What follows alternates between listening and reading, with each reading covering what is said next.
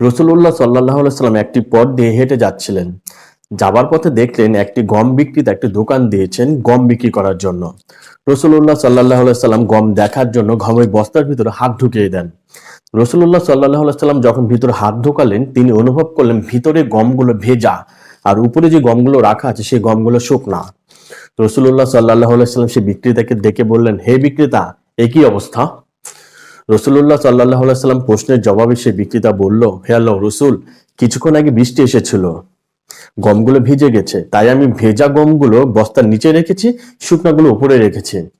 রাসূলুল্লাহ সাল্লাল্লাহু আলাইহি সাল্লাম সেই উত্তর শুনে বললেন, শুনে রাখো, যে বিক্রেতা ক্রেতাকে ধোঁকা দেয় বা আমার উম্মতে যারা অন্যকে ধোঁকা দেয় তারা আমার দলের অন্তর্ভুক্ত নয়। সুবহানাল্লাহ। চিন্তা করতে পারছেন, দলের অন্তর্ভুক্ত না মানে রাসূলুল্লাহ সাল্লাল্লাহু আলাইহি সাল্লাম উম্মত না। রাসূলুল্লাহ সাল্লাল্লাহু আলাইহি সাল্লাম উম্মত না মানে রাসূলুল্লাহ সাল্লাল্লাহু আলাইহি সাল্লাম যে জান্নাতের সুসংবাদ দিয়েছেন সেই জান্নাতে তারা প্রবেশ করতে পারবে না।